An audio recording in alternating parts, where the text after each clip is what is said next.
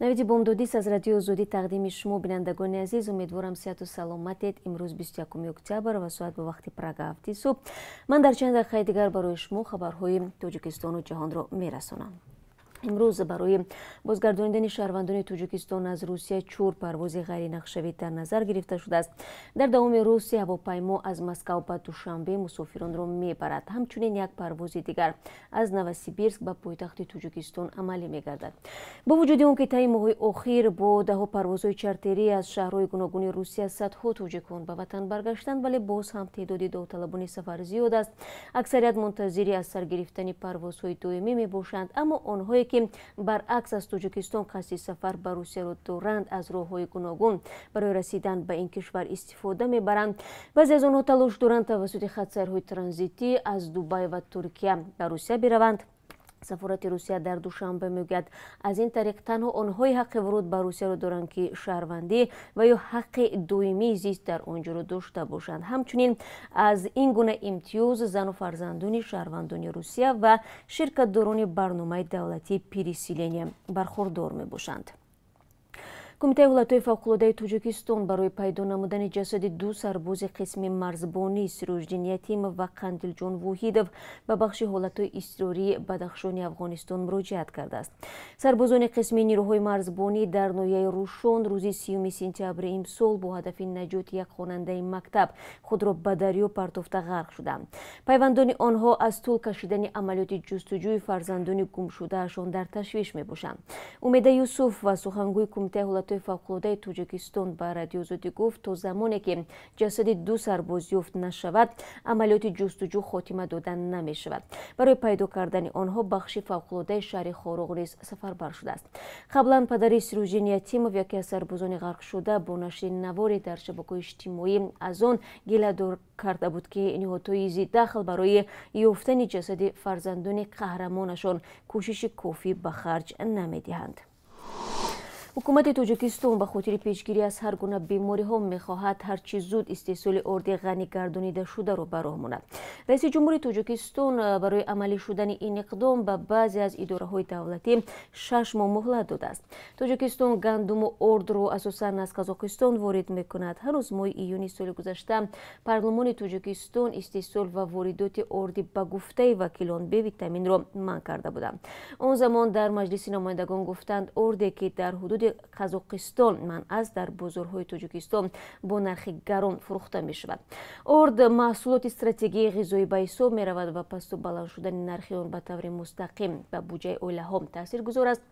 Феълан нархи як қалта орди 50 килоӣ дар Тоҷикистон аз 215 то беш аз 260 сомонӣ фурӯхта мешавад.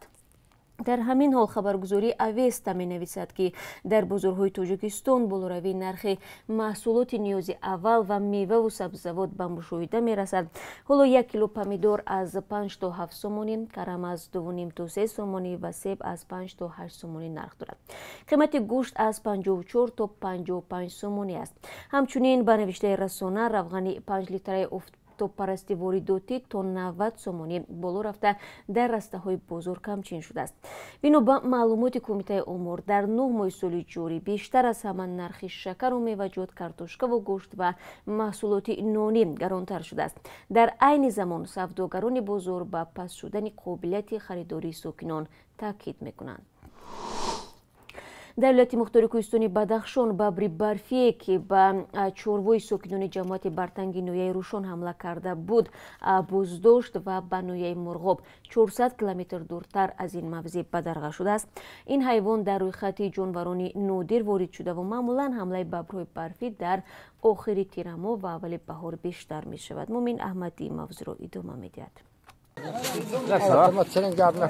бабри барфӣ дар асорати сокинони деҳаи ҳиҷези ноҳияи Рӯшони Бадахшон. бабр баъди ҳамла ба чорпои хонагӣ боздошт шуд. 6 сарбози Саодат Тавакалов сокини ин деҳаро ба ҳалокат расонидааст. бабри барфӣ ҷонвари нодир ҳисоб мешавад ва куштани он манъ аст. мақомот ва созмонҳои ҳифзи муҳити зист ваъда карданд ки дар сурати накуштани бабри барфӣ ҷуброни зарари расонидаашро барқарор мекунанд. сокини зарардида мегӯяд ба ӯ касе ҷуброн напардохт. یک مسئولی کمیته حفظ محیط زیست در ولایت مختار کوهستان بدخشان گفت که ببر هنگام بازداشت جراحت برداشته است و او را به مرکز مخصوص نگهداری حیوانات مجروح در ناحیه مرغاب انتقال دادند. طبیعت شناسان میگویند با احتمال ببر برفی پیر بود و توان شکار در کوه را نداشت، از این رو به چهارپای خانگی حمله کرده است. سال گذشته بیشتر از 100 چهارپای ساکنان ولایت بدخشان در حمله ببرهای برفی تلف یافته بودند.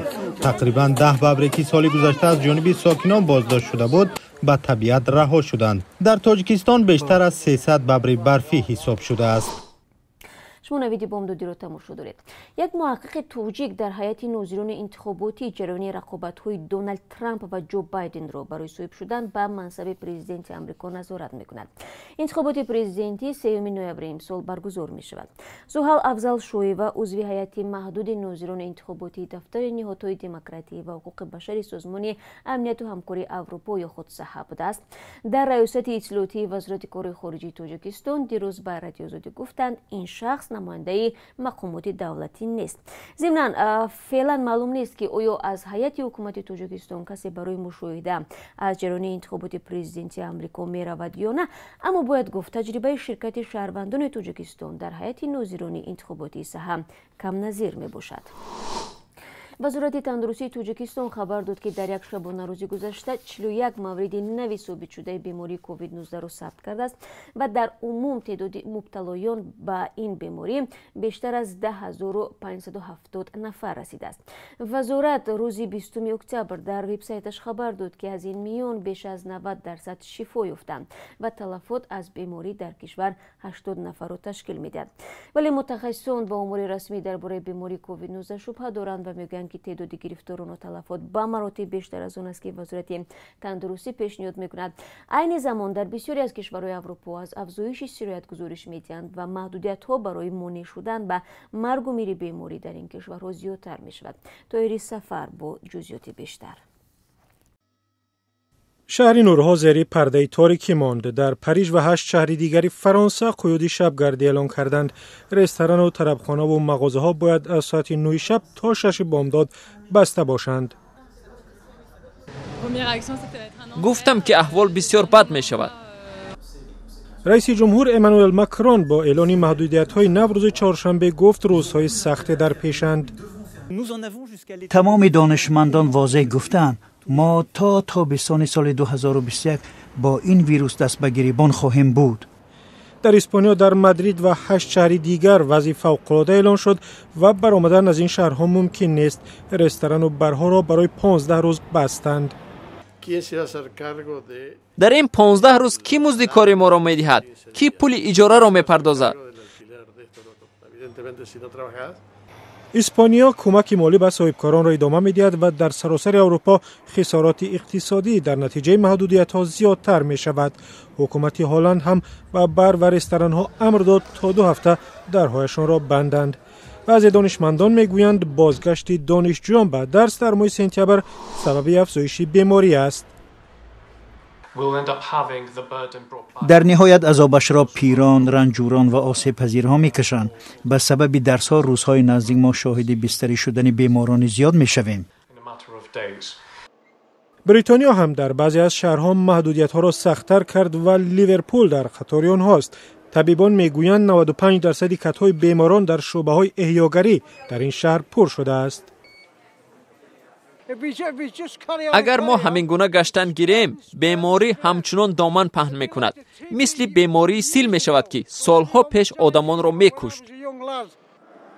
ҳукумати бритониё мегӯяд намехоҳад дигарбора карантини саросарӣ эълон кунад, зеро оқибаташ барои иқтисоду ҷомеа бисёр бад мешавад. аммо бо пур шудани шифохонаҳо ва афзоиши маргумир дар саросари Аврупо фишор барои андешидани чораҳои сахттар зиёд мешавад.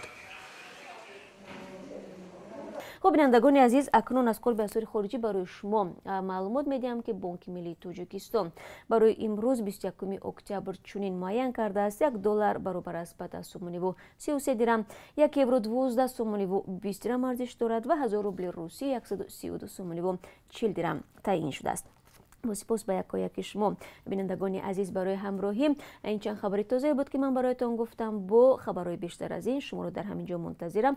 رسو 3 ساعت پس در سرخط خبرها. خود را احتیاط کنید. روزی با برور داشته باشید و سپاس که با رادیو آزادی هستید.